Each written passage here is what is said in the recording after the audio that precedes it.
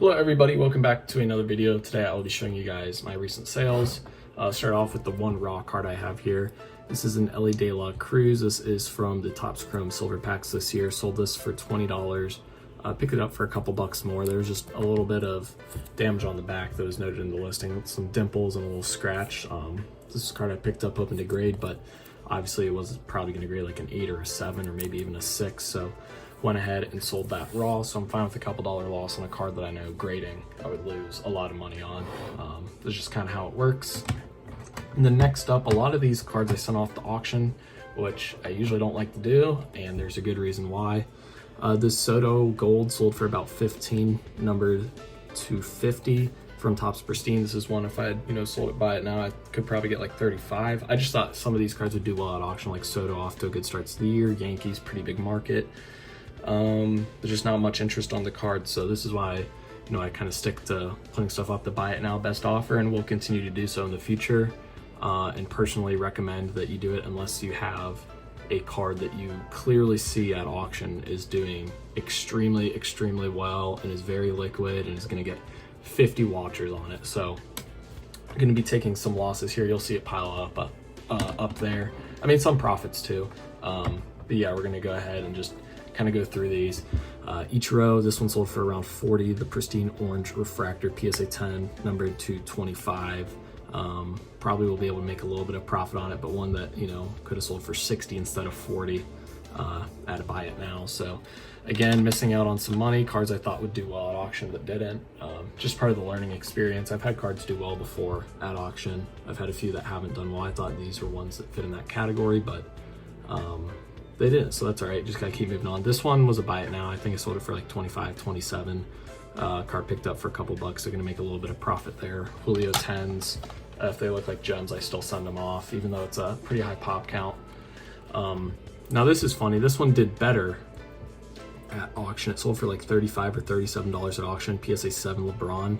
I had it up before at like $40 and been sending offers out like as low as like $33, getting declined. So yeah, obviously, I think like LeBron, especially this 2008 Topps card, this is kind of an iconic set for LeBron. You got the Choctaws, you got the Kobe card is Kobe and LeBron. So this is a set that gets searched quite a bit. So this one did well at auction, $35, $37 somewhere in there. Mariano Rivera, this one sold in the same range as the Ichiro, like somewhere in that $37 to, sorry for bumping the camera, $37 to $40 range. Probably bought this for 5 to 10. So, it's still able to make a little bit of a profit most likely, but nowhere near what I would like to make on it. So that's a card. Again, buy it now would have been good. This one did fine at auction, sold for just over $50. The Joey Votto PSA 10 rookie. It's a card you can pick up raw for about $5. So, into this one in the low 20s. So gonna make, $20, $25 on this one. But this right here is a prime example of why I think buy it now is superior. This Ozzie Smith, if I'd put this up for auction with these other ones, probably would have ended at like 25, 30 bucks. I sold it $60. I accepted an offer for $60 on this one. So I'm gonna make some pretty good money here on this one, grading it for 15, 16 bucks and buying it for somewhere around like 5 or 6 bucks and being able to sell the 10 for $60. So this right here is a prime example of why I like to put stuff up for buy it now, best offer.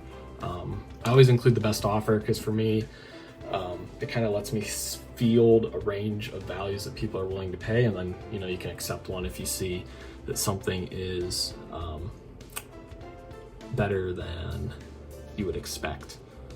Next up, sold this buy it now. Sold this for $15, the PSA 8. So I'm gonna take kind of the loss of the card and a couple dollars more on fees. It's probably like a $5 loss here on this one, but for a PSA 8 to take a $5 loss is not that bad. It was buy it now. If I put it up for auction, it's probably when it sells for 8 to 10. So to me, buy it now superior over auctions. And then this one was also best offer. I accepted a $45 offer on this card. I think I bought it for 5 to 10, graded it for 15.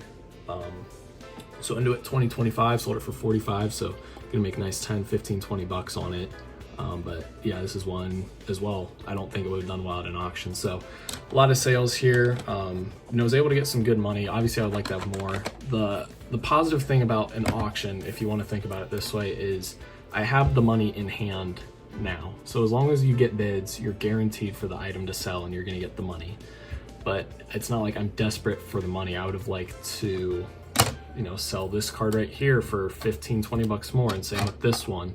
So it's like you feel like, you know, I could have missed out on maybe like $100 total or $75 total there, that, you know, I don't need the money right now. I'm not desperate to pay anything off. I have money. I'm able to buy cards. I'm able to buy everything you need in life. So yeah, kind of an experiment if you want to put it that way. But yeah, let's just say it's safe to say that I'm not going to be auctioning off cards that I think I can get good money for.